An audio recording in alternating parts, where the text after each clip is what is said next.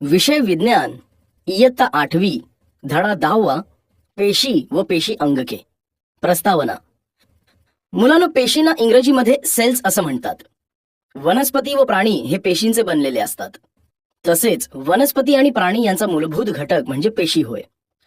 काही वनस्पती व प्राणी हे एकपेशी असतात तर काही बहुपेशी असतात.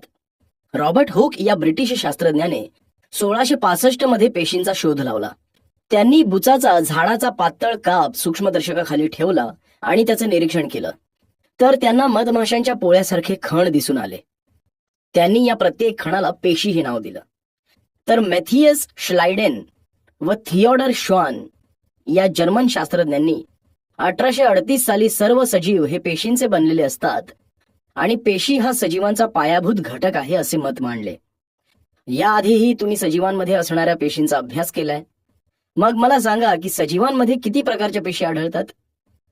आदी केंद्रकी आणि दृश्य केंद्रकी अशा 2 प्रकारच्या पेशी आढळतात. बरोबर. सजीवांमध्ये आदी केंद्रकी आणि दृश्य केंद्रकी अशा 2 प्रकारच्या पेशी आढळून येतात. यामधील दृश्य केंद्रकी प्रकारच्या पेशीमध्ये वनस्पती पेशी आणि प्राणी पेशी या 2 प्रकारच्या पेशी आढळून येतात. बरं सांगा, पेशींचे निरीक्षण करण्यासाठी तुम्ही कोणते उपकरण वापरले होते? ते उपकरण का व कसे वापरले होते? पेशींचे निरीक्षण करण्यासाठी आम्ही सूक्ष्मदर्शी यंत्र हे उपकरण वापरले होते. कारण प्रतिमा मोठी करण्यासाठी या उपकरणात 2 भिंगांचा वापर केला जातो. पेशी या नुसत्या आपल्याला डोळ्यांनी दिसत नाहीत, त्यामुळे पेशींची मोठी प्रतिमा पाहण्यासाठी सूक्ष्मदर्शी यंत्राचा वापर केला जातो. छान. सूक्ष्मदर्शिकेच्या सहाय्याने पेशींची प्रतिमा मोठी करून पाहता येते. पेशी हे सजीवांचे रचनात्मक व कार्यात्मक एकक आहे. विविध अवयवांमध्ये त्या अवयवांच्या कार्यानुसार वेगवेगळ्या आकाराच्या व प्रकारच्या पेशी आढळून येतात. तर आता या पाठात आपण पेशींची अधिक विस्ताराने माहिती अभ्यासणार आहोत. सर्वप्रथम आपण पेशींची रचना अभ्यासूया. पेशी रचना. पेशीच्या रचनेचा अभ्यास करण्यापूर्वी आपण वनस्पती पेशी व प्राणी पेशी या आकृतीच्या सहाय्याने पाहूया. आता ही आकृती पहा. आकृतीत दाखवल्याप्रमाणे वनस्पती पेशीमध्ये तंतुकणिका, पेशी भित्तिका, पेशी पटल, केंद्रकी, पेशीद्रव्य, गॉल्गी काय, आंतरद्रव्य जालिका, लवके, रिक्तिका हे भाग दिसतात. तर प्राणी पेशीमध्ये रिक्तिका, आंतरद्रव्य जालिका, गॉल्गी काय, तंतुकणिका, केंद्रकी, केंद्रक, पेशी पटल, रिक्तिका हे भाग दिसून येतात. अशा प्रकारे आकृतीवरून आपल्याला पेशीची रचना लक्षात येते. आता हा तक्ता पहा. या तक्त्यामध्ये वनस्पती पेशी व प्राणी पेशी यातील घटक दिलेत. त्यांचे तुम्ही नीट निरीक्षण करा. या तक्त्यावरून प्राणी पेशी व वनस्पती पेशी यांच्यामध्ये कोणते भाग आहेत हे आपल्या लक्षात येते. पेशींच्या रचनेनुसार पेशींचे कार्य चालते. पेशींचे कार्य कसे चालते हे समजण्यासाठी पेशीतील प्रत्येक भागाचा अभ्यास करावा लागेल. तर पुढे आपण पेशींच्या विविध भागांविषयी माहिती घेऊ. पेशींचे भाग. पेशी भित्तिका, प्रद्रव्य पटल किंवा पेशी पटल हे पेशीचे अत्यंत महत्वाचे भाग आहेत. पेशी भित्तिका. पेशी भित्तिका ही एक प्रकारची संरक्षण भिंतच आहे.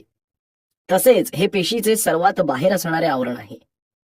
पेशी भित्तिका ही शैवाल, कवक व वनस्पती पेशींभोवती आढळून येते. पेशी भित्तिका ही पेशी पटलाभोवती असणारं मजबूत आणि लवचिक असं आवरण आहे. पेशी भित्तिका प्राणी पेशींमध्ये नसते. पेशी भित्तिका ही सेल्युलोज व पॅक्टिन या कर्बोदकांपासून बनलेली असते. यातून पदार्थ आरपार जाऊ शकतात. काही कालावधीनंतर आवश्यकतेनुसार लिग्निन, सुबेरिन, क्युटिन अशी बहुवारिके ही पेशी भित्तिकेत तयार होत असतात. या पेशी भित्तिकेचे मुख्य कार्य म्हणजे पेशीला आधार देणे, पेशीत जाणारे जे अतिरिक्त पाणी आहे ते अडवणे व पेशीचे रक्षण करणे. अशा प्रकारे पेशी भित्तिका हा पेशीतील महत्वाचा भाग आहे. आता आपण प्रद्रव्य पटलाविषयी माहिती अभ्यासूया. प्रद्रव्य पटल म्हणजेच पेशी पटल. प्रद्रव्य पटल हे प्राणी पेशीचे सर्वात बाहेरचे आवरण असते. प्रद्रव्य पटल हे मेद आणि प्रथिनांचे बनलेले असते. प्रद्रव्य पटलातील बाहेरील 2 थर हे मेदाचे असतात, तर आतील थर हा प्रथिनांचा असतो. प्रद्रव्य पटल हे पेशीभोवती असणारे पातळ, नाजूक आणि लवचिक आवरण असून पेशीतील घटकांना बाह्य पर्यावरणापासून वेगळे ठेवते. ही आकृती पहा. या आकृतीत दाखवल्याप्रमाणे स्फुरिल मेदाच्या 2 थरांमध्ये मिसळलेले प्रथिनांचे रेणू अशी प्रद्रव्य पटलाची रचना दिसून येते. प्रद्रव्य पटल हे काही पदार्थांना ये-जा करू देते तर काही पदार्थांना थांबवून ठेवते. म्हणून प्रद्रव्य पटलाला निवडक्षम पारपटल असं म्हणतात. याच गुणधर्मामुळे पाणी, क्षार, ऑक्सिजन असे उपयुक्त रेणू पेशीत प्रवेश करतात, तर कार्बन डायऑक्साईड सारखे टाकाऊ पदार्थ हे पेशी बाहेर पडतात. हे सर्व प्रद्रव्य पटलामुळेच घडून येते. पेशी बाहेर काही बदल झाले तरी पेशीतील पर्यावरण कायम राखण्याचे काम प्रद्रव्य पटल करते. यास समस्थिती म्हणतात. ही आकृती पहा. या आकृतीत दाखवलेले प्रद्रव्य पटल हे मेद व प्रथिनांचे बनलेले असते. त्यातील बाहेरील 2 थर मेदांचे तर आतील थर प्रथिनांचे असतात. तसेच यामध्ये कार्बोहायड्रेटची साखळी दिसून येते. त्यामुळे प्रद्रव्य पटलाचे काम व्यवस्थितपणे पार पडते. बरं, आता तुम्ही मला सांगा, पेशीमधला पदार्थाचा प्रवास कसा चालतो? पेशीतला पदार्थाचा प्रवास हा विसरण आणि परासरण या प्रक्रियांनी चालतो. अगदी बरोबर. निरनिराळ्या पदार्थांचा प्रवास हा पेशीमध्ये विसरण व परासरण या प्रक्रियांनी होतो. विसरण म्हणजे ऑक्सिजन व कार्बन डायऑक्साईड यांसारखे लहान रेणू पेशींमध्ये घेणे व पेशी बाहेर जाणे. आणि परासरण क्रिया म्हणजे जास्त पाण्याकडून कमी पाण्याकडे जाणारा पाण्याचा प्रवास होय.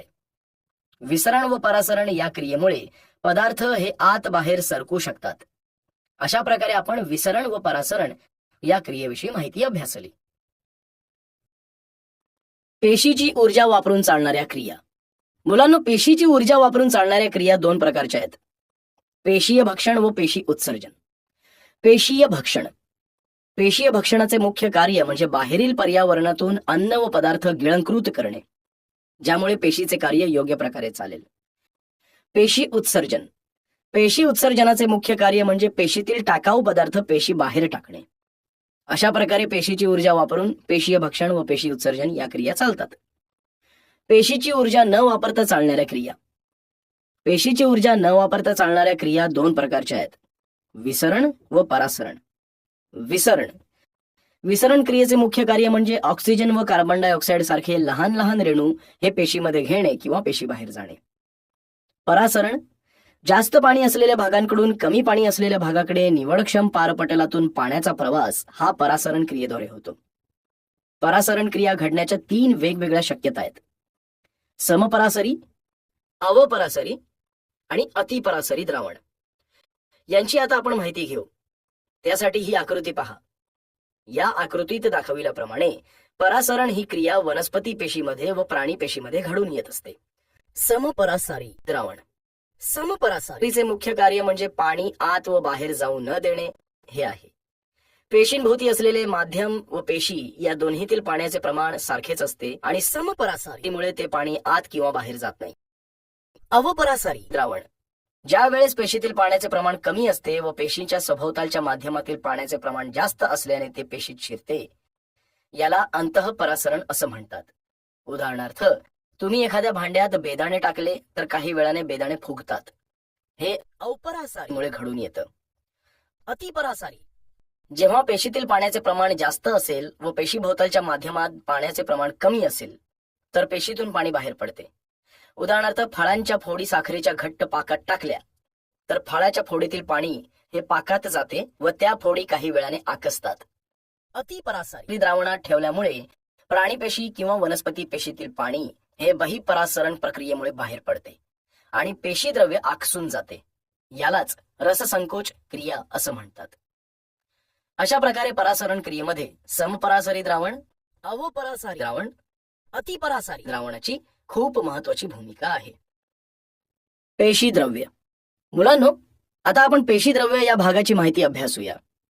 प्रथम मला सांगा, तुम्ही कांद्याच्या पापुद्र्यात द्रवाने भरलेल्या आयताकृती पेशी पाहिल्या आहेत का? हो सर. छान. तर सूक्ष्मदर्शकाच्या सहाय्याने आपण या आयताकृती पेशी स्पष्टपणे पाहू शकतो. ही आकृती पहा.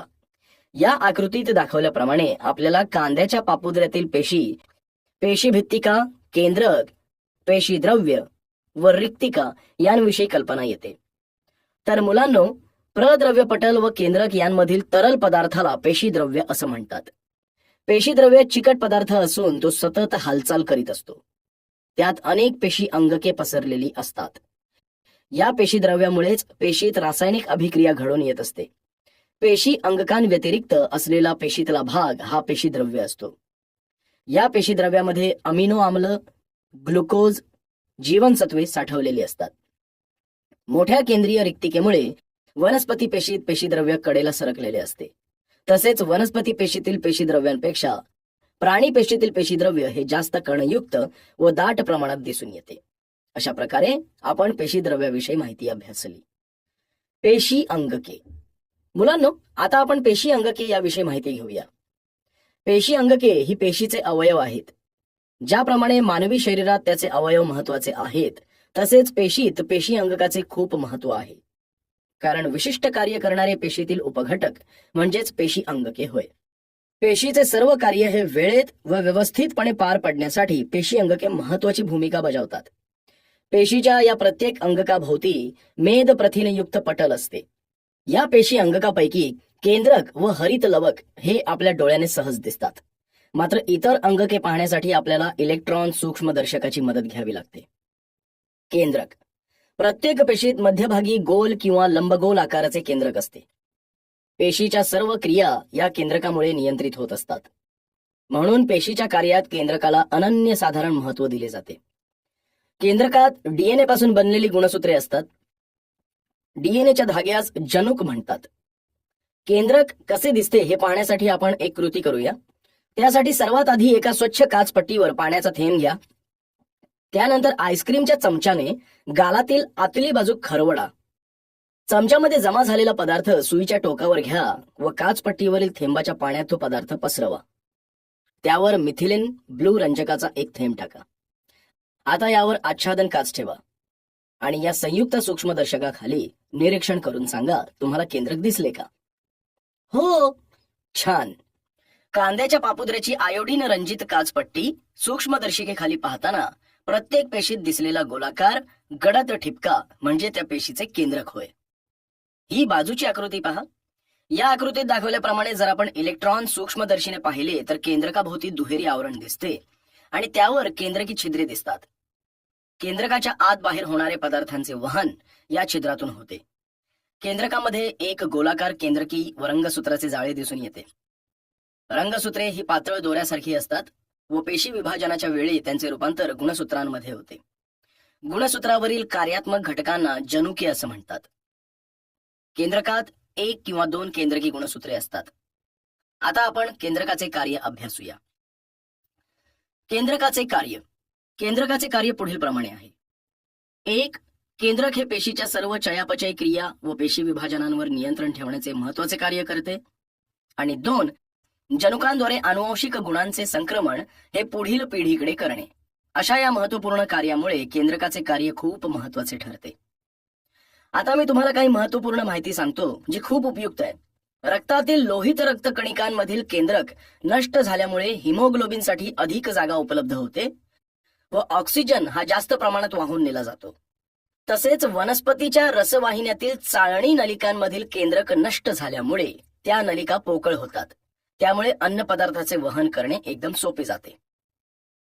आंतरद्रव्य जालिका. मुलांनो, आता आपण आंतरद्रव्य जालिकाविषयी माहिती अभ्यासूया.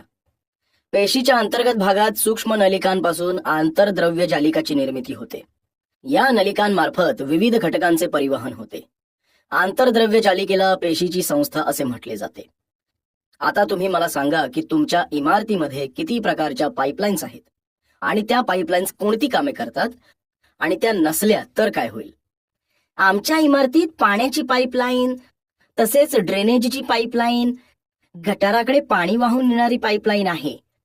पाण्याच्या पाईपलाईनमुळे पाणी मिळते, तर ड्रेनेज व गटारातील पाणी वाहून नेणारी पाईपलाईन घाण वाहून नेते. या पाईपलाईन नसतील तर बऱ्याच समस्या येतील, जसे पिण्याचे पाणी मिळणार नाही, घाणीचे पाणी सर्वत्र तुंबून राहील. बरोबर. पेशीमध्ये सुद्धा घटक पदार्थ वाहून नेण्यासाठी असेच पाईप असतात. पेशींच्या आतमध्ये विविध पदार्थांचे वहन करणाऱ्या अंगकाला आंतरद्रव्य जालिका म्हणतात. ही आंतरद्रव्य जालिका म्हणजे तरल पदार्थांनी भरलेल्या सूक्ष्म नलिका व पट एकमेकांना जोडले जाऊन तयार झालेली जाळ्यासारखी रचना असते. आंतरद्रव्य जालिका आतील बाजूने प्रद्रव्य पटलाला जोडलेली असते. पृष्ठभागावर रायबोझोम्सचे कण असतील तर तिला खडबडीत आंतरद्रव्य जालिका असं म्हणतात. आंतरद्रव्य जालिकेचे कार्य. आंतरद्रव्य जालिकेचे कार्य पुढील प्रमाणे आहेत. 1. आंतरद्रव्य जालिका ही पेशीला आधार देत असते. 2. आंतरद्रव्य जालिकेमार्फतच प्रथिनांचे वहन केले जाते. 3. अन्न, हवा, पाणी यांच्या माध्यमातून शरीरात आलेल्या विषारी पदार्थांना जलद्रावणीय म्हणजे पाण्यासोबत मिसळून शरीराबाहेर टाकण्याचे महत्वाचे काम हे आंतरद्रव्य जालिका करते. हे सर्व कार्य आंतरद्रव्य जालिका करते. बरं, मला सांगा, तुम्ही तुमच्या आवडीचे बिस्किट, चॉकलेट्स खाता. यांभोवती कोणकोणती वेष्टने असतात? बिस्किटे, चॉकलेट्सला कागद, प्लास्टिक किंवा चांदीसारख्या कागदाचे आवरण असते. अगदी बरोबर. मग या सर्वांचे पॅकिंग विभाग कोणते काम करते? पॅकिंग विभागामुळे सामानाचे व्यवस्थित नियोजन करून पॅकिंग केले जाते व पुढे पाठवले जाते. अगदी बरोबर. गॉल्गी काय? गॉल्गी संकुल. गॉल्गी काय आखूड व चपट्या आकाराच्या असतात. एकमेकांना समांतर रचलेल्या 5 ते 8 चपट्या व पोकळ कोशापासून गॉल्गी संकुल बनत असते. या कोशांनाच कुंडे असे म्हणतात. या कुंडांमध्ये वेगवेगळ्या प्रकारची विकरे असतात. तसेच आंतरद्रव्य जालिकेकडून आलेली प्रथिने गोलीय पिटिकांमध्ये बंदिस्त होत असतात. पेशी द्रव्यामार्फत या पिटिका गॉल्गी संकुलापर्यंत येतात. त्याच्या निर्मितीक्षम बाजूशी संयोग पाहून त्यातील द्रव कुंडांमध्ये पाठवले जाते. हे द्रव्य कुंडाच्या घड्यातून पुढे सरकत असताना विकरांमुळे त्यामध्ये बदल होत जातो. त्यानंतर बदल झालेली प्रथिने परत गोलीय पिटिकांमध्ये बंद होऊन गॉल्गी संकुलाच्या परिपक्व बाजूने बाहेर पडतात. म्हणजेच जसे कारखान्यातील वस्तू बांधून पुढे पाठवण्याचे काम पॅकिंग विभाग सांभाळतो, तसेच पेशीमध्ये हे काम कुंडाद्वारे पार पाडले जाते. गॉल्गी कायचे कार्य. ही आकृती पहा. या आकृतीत दाखवल्याप्रमाणे गॉल्गी संकुलाचे कार्य चालत असते. आता आपण गॉल्गी कायचे कार्य अभ्यासूया. 1. गॉल्गी संकुल हे पेशीतले स्त्रावी अंगक आहे, ज्याच्याद्वारे पेशीतले द्रव्य स्त्रवले जाते. 2. पेशीत संश्लेषित झालेल्या विकरांमध्ये, प्रथिनांमध्ये, वर्णकांमध्ये बदल घडवून त्यांची विभागणी करणे व या पदार्थांना पेशीमध्ये किंवा पेशीच्या बाहेर योग्य त्या ठिकाणी पोहोचण्याचे काम गॉल्गी काय करते. 3. रिक्तिका व स्त्रावी पिटिका यांची निर्मिती गॉल्गी काय करतात. 4. पेशी भित्तिका, प्रद्रव्य पटल व लयकारिका यांच्या निर्मितीस गॉल्गी काय मदत करते. अशा प्रकारे गॉल्गी कायचे कार्य चालते. परिचय शास्त्रज्ञांचा. मुलांनो, कॅमिलिओ गॉल्गी या शास्त्रज्ञाने सर्वप्रथम गॉल्गी संकुलाचे वर्णन केलेले आहे. गॉल्गी यांनी काळी अभिक्रिया हे रंजन तंत्र विकसित केले आहे. या तंत्राच्या मदतीनेच त्यांनी चेतासंस्थेचा अधिक सखोल अभ्यास केला. त्यांच्या चेतासंस्थेची रचना या अभ्यासासाठी सॅन्टियागो काजल या शास्त्रज्ञाबरोबर त्यांना 1906 मध्ये नोबेल पारितोषिक मिळाले आहे. लयकारिका. मुलांनो, आता आपण लयकारिका याविषयी माहिती अभ्यासूया. लयकारिका हे फक्त ओरणी पेशीतच आढळून येतात व कार्बनी पदार्थाचे पेशी अंतर्गत पचन घडवून आणतात आणि जीव पेशी घटकांचे विघटन करतात. उदाहरणार्थ, शेती कामात कचरा, पालापाचोळा जमा होतो. तो कचरा कंपोस्ट खड्ड्यात टाकल्यानंतर काही दिवसांनी त्या कचऱ्याचे विघटन होते. हे विघटन जीवपेशी करतात, म्हणून खत तयार होते. पेशीत घडणाऱ्या चयापचय क्रियांमध्ये जे टाकाऊ पदार्थ तयार होतात, त्या टाकाऊ पदार्थांची विल्हेवाट लावणारी संस्था म्हणजे लयकारिका होय. लयकारिका हे साधे एक पटलाने वेष्टित कोश आहे व त्यामध्ये पाचक विकरे असतात. ही आकृती पहा. या आकृतीत दाखवल्याप्रमाणे लयकारिकाच्या भोवती एकेरी भित्तीचे आवरण असते व आतमध्ये जटिल विकर असतात. लयकारिकाचे कार्य. आता आपण लयकारिकेचे कार्य कोणते आहे याविषयी जाणून घेऊया. 1. रोगप्रतिकार यंत्रणा. लयकारिका ही रोगप्रतिकार यंत्रणा आहे. ती कर्णपेशीवर हल्ला करणाऱ्या जीवाणू विषाणूंना नष्ट करते. 2. उद्ध्वस्त करणारे पथक. जीर्ण, कमजोर पेशी अंगके, कार्बनी कचरा हे टाकाऊ पदार्थ लयकारिकेमार्फत बाहेर टाकले जातात, म्हणून लयकारिकेला उद्ध्वस्त करणारे पथक असेही म्हणतात. 3. आत्मघाती पिशव्या. पेशी ही जुनी किंवा खराब झाली की लयकारिका आपोआप फुटतात व त्यातील विकरे स्वतःच्या पेशीचे पचन करण्यास मदत करतात. 4. उपासमारीच्या काळात लयकारिका पेशीत साठलेले प्रथिने व मेद यांचे पाचन करते अशा प्रकारे लयकारिकेचे कार्य चालते. तंतुकणिका. मुलांनो, तंतुकणिका या पेशीतील विविध कार्यांसाठी ऊर्जा पुरवित असतात. बरं सांगा, तुमच्या वर्गातले किंवा घरातले दिवे, पंखे, संगणक हे कोणत्या ऊर्जेवर चालतात? सर, विद्युत ऊर्जेवर. बरोबर. हीच विद्युत ऊर्जा निर्मिती केंद्रात तयार केली जाते. त्याचप्रमाणे पेशीला लागणारी ऊर्जा ही तंतुकणिकांमध्ये निर्माण होते, कारण प्रत्येक पेशीला ऊर्जेची गरज असते. ही ऊर्जा पुरविण्याचे काम तंतुकणिका करतात. इलेक्ट्रॉन सूक्ष्मदर्शीखाली पाहिल्यास तंतुकणिका दुहेरी आवरणाची बनलेली असते. ही आकृती पहा. या आकृतीत दाखवल्याप्रमाणे तंतुकणिकेचे बाह्य आवरण हे सच्छिद्र असते, तर आतील आवरण हे शिखांनी म्हणजेच घड्यांनी बनलेले असते. तंतुकणिकेच्या आतल्या पोकळीमध्ये जेली सदृश्य म्हणजे जेली सारखा द्रव्य आहे. त्यात रायबोझोम्स, फॉस्फेटचे कण व डीऑक्सिरायबो न्यूक्लिक आम्ल म्हणजेच DNA रेणू असल्याने त्या प्रथिने संश्लेषित करू शकतात. तंतुकणिका पेशीतील कर्बोदके व मेदाचे विकरांच्या मदतीने ऑक्सिडीकरण करते व या प्रक्रियेत मुक्त झालेली ऊर्जा ATP म्हणजेच ॲडेनोसाइन ट्राय फॉस्फेटच्या रूपामध्ये साठवते. प्राणी पेशीपेक्षा वनस्पती पेशीमध्ये तंतुकणिकांची संख्या कमी असते. अशा प्रकारे तंतुकणिका हे एक ऊर्जा निर्मितीचे केंद्र आहे आणि पेशीतील विविध क्रिया पार पाडण्यासाठी तंतुकणिका ऊर्जा पुरवतात. त्यांची लांबी 1.5 ते 10 UM व व्यास 1 UM असतो. आता आपण तंतुकणिकेचे कार्य अभ्यासूया. तंतुकणिकेचे कार्य. 1. तंतुकणिका या ATP म्हणजेच ॲडेनोसाइन ट्रायफॉस्फेट हे ऊर्जा समृद्ध संयुग तयार करतात. 2. तंतुकणिका ATP मधील ऊर्जा वापरून स्वतःसाठी प्रथिने, कर्बोदके, मेद यांचे संश्लेषण करतात. अशा प्रकारे तंतुकणिकेचे कार्य चालते. आता मी तुम्हाला तंतुकणिकेविषयी एक माहिती सांगतो. लोहित रक्तकणिकेमध्ये तंतुकणिका नसतात, त्यामुळे त्या पेशी जो ऑक्सिजन वाहून नेतात तो त्यांच्या स्वतःसाठी वापरला जात नाही. बरं, आता तुम्ही मला सांगा की तंतुकणिकांच्या आतील आवरण शिखायुक्त असण्याचा फायदा काय आहे? तंतुकणिकांच्या आतले आवरण शिखायुक्त असते व त्यात अनेक कप्पे पडलेले असतात. आत गेलेल्या पदरामुळे सशिखा किंवा क्रिस्टे नावाच्या रचना तयार होतात. या रचनेवर छोटे गोलाकार कण असतात व याच कणांच्या आतमध्ये विकराच्या मदतीने ऊर्जा निर्मितीची प्रक्रिया चालू राहते. अगदी बरोबर. म्हणूनच शिखांचे कार्य खूप महत्वाचे आहे. रिक्तिका. मुलांनो, आता आपण रिक्तिकाविषयी माहिती अभ्यासूया. वनस्पती पेशींमध्ये एकच मोठी रिक्तिका असते. प्राणी पेशीत अनेक लहान रिक्तिका असतात. रिक्तिकेमध्ये रंगद्रव्ये, क्षार, शर्करा व इतरही काही पदार्थ साठवले जातात. म्हणून असं म्हटलं जातं की पेशीतील घटक द्रव्याची साठवण करणारे पेशी अंगक म्हणजे रिक्तिका होय. या रिक्तिकांचा आकार हा नेहमी बदलत असतो, कारण पेशीच्या गरजेनुसार रिक्तिकेची रचना बदलत असते.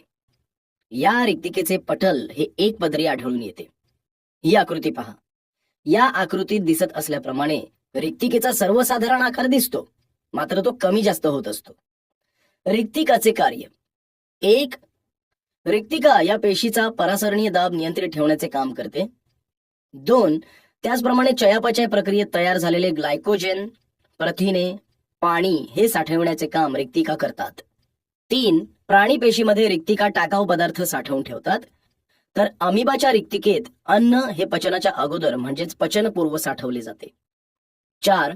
वनस्पती पेशीतील रिक्तिका या पेशीद्रवाने भरलेल्या असतात, म्हणून पेशीला ताठरता व दृढता येते. अशा प्रकारे आपण रिक्तिकेविषयी माहिती अभ्यासली. लवके. मुलांनो, आता आपण लवके याविषयी माहिती जाणून घेऊ. तुम्ही वनस्पतींची पाने, फुले पाहिली आहेत. त्यातील वनस्पतींची पाने ही हिरव्या रंगांची असतात, तर फुले ही लाल, पिवळ्या, केशरी, निळ्या, पांढऱ्या अशा वेगवेगळ्या रंगांची असतात. आता तुम्ही मला सांगा की या वनस्पतींच्या पानांना व फुलांना असे रंग कशामुळे मिळतात? सर, लवकांमुळे. हो, बरोबर. लवकांमुळे वनस्पतींना असे वेगवेगळे रंग प्राप्त होतात. असे रंग देणारे अंगक फक्त वनस्पती पेशीतच आढळून येते. त्याला लवक असे म्हणतात. लवके ही द्विपटलयुक्त असून ती 2 प्रकारची असतात. 1. अवर्ण लवके, पांढरी रंगहीन लवके, आणि 2. वर्ण लवके, रंगीत लवके. आता हा पुढील तक्ता पहा. या तक्त्याद्वारे वनस्पतीच्या भागांच्या रंगावरून त्यातील रंगद्रव्य लक्षात येईल. पानांचा रंग हिरवा असतो कारण त्यात हरित लवके असतात. ही हरित लवके वर्ष लवके आहेत व ती इतर वर्ण लवकात रूपांतरित होऊ शकतात. उदाहरणार्थ हिरवे कच्चे टोमॅटो हे पिकल्यावर त्यातील हरित द्रव्य नष्ट होते, तर लायकोपिन तयार झाल्यामुळे त्या टोमॅटोला लाल रंग येतो. हरित लवक. मुलांनो, आता आपण हरित लवकांविषयी माहिती घेऊया. हरित लवकांमुळे वनस्पती स्वतःचे अन्न स्वतः तयार करू शकतात, कारण प्रकाश संश्लेषण क्रियेसाठी हरित लवकाची साथ खूपच मोलाची ठरते. हरित लवकांविषयी अधिक माहिती जाणून घेण्यासाठी आपण एक कृती करू. कृती यासाठी क्रोटॉन किंवा रियो यांपैकी एका वनस्पतीच्या पानावरील पापुद्रा काढा. आता तो पापुद्रा काचपट्टीवर ठेवून सूक्ष्मदर्शिकेच्या सहाय्याने त्याचं निरीक्षण करा. सांगा बरं, तुम्हाला काय दिसतंय? सर, या हरित लवकाचे बाह्य व आतले आवरण दिसते, तसाच एक जलीय पदार्थही दिसतोय. अगदी बरोबर. सूक्ष्मदर्शिकेखाली या आकृतीत दाखवल्याप्रमाणे आपल्याला हरित लवकाचे आतले आणि बाहेरचे आवरण दिसते. तसेच एकावर एक रचल्याप्रमाणे जी आकृती दिसते तिला लवककणी म्हणतात आणि जे जलीय द्रव दिसते त्याला पिठिका म्हणतात. आतील व बाहेरील आवरणाच्या मध्यावरती असणारी जागाही दिसते. पिठिकेच्या बाजूला थायलेकॉइड दिसते. तुम्हाला माहित आहेच की वनस्पतीच्या पानात चालणाऱ्या प्रकाश संश्लेषण प्रक्रियेसाठी हरित लवके मदत करतात. हीच हरित लवके सौर ऊर्जेचे रासायनिक ऊर्जेत रूपांतर करतात. हरित लवकाच्या पिटिकेमध्ये प्रकाश संश्लेषणासाठी आवश्यक असलेली विकरे, डीएनए, रायबोझोम्स व पिष्टमय पदार्थ असतात. अशा प्रकारे आपण हरित लवकाचे महत्व जाणून घेतले आहे. आता आपण त्यांची कार्य कोणती आहेत ते पाहूया. हरित लवकांची कार्ये. 1. हरित लवके हे सौर ऊर्जा शोषून घेतात आणि सौर ऊर्जेचे रासायनिक ऊर्जेत म्हणजेच अन्नात रूपांतर करतात. 2. वर्णलवकामुळे विविध फुले, फळे यांना वेगवेगळे रंग प्राप्त होतात. 3. अवर्णलवके पांढरी असतात. अवर्णलवके ही पिष्टमय पदार्थ, मेद व प्रथिनांचे संश्लेषण करतात, म्हणजेच शोषून घेतात आणि त्यांची साठवण करून ठेवतात. अशा प्रकारे लवकांचे कार्य खूप महत्वाचे आहे. लवकामध्ये व तंतुकणिकांमध्ये डीएनए व रायबोझोम्स असतात, त्यामुळे ही अंगके स्वतःची प्रथिने तयार करू शकतात. पेशीच्या रचनेचा व अंगकाचा अभ्यास केल्यानंतर आपल्या लक्षात येतं की वनस्पती व प्राणी पेशी यांच्यामध्ये असणाऱ्या अंगकामुळे पेशीतील कार्य सुरळीत चालू असते. या अंगकामुळे विकसित झालेल्या पेशींना दृश्य केंद्रकी पेशी असं म्हणतात. तर जीवाणूमध्ये आदी केंद्रकी पेशी असतात. मुलांनो, हा तक्ता पहा. या तक्त्यात दृश्य केंद्रकी व आदी केंद्रकी पेशी यांचा तुलनात्मक अभ्यास दिलाय. त्याचे नीट निरीक्षण करा. आता आपण पेशीविषयी संशोधनाचे कार्य करणाऱ्या संस्थेविषयी माहिती अभ्यासूया. कार्य संस्थांचे. राष्ट्रीय पेशी विज्ञान केंद्र म्हणजेच national centre for cell science NCC ही संस्था भारत सरकारच्या जैव तंत्रज्ञान विभागाअंतर्गत कार्य करणारी एक स्वायत्त संस्था आहे. या संस्थेचे कार्यालय सावित्रीबाई फुले पुणे विद्यापीठाच्या आवारात असून पेशीजीव विज्ञानामध्ये ही संस्था संशोधन करते. तसेच राष्ट्रीय प्राणीपेशी भांडारासाठी सेवा देण्याचे प्रमुख कार्य ही संस्था करते. कॅन्सर सारख्या रोगावर उपचारासोबतचे संशोधनही ही संस्था करते. असे मोलाचे कार्य ही संस्था करत आहे. मुलांनो, अशा प्रकारे आपण या पाठातून पेशी व पेशी अंगके यांची माहिती घेतली आहे.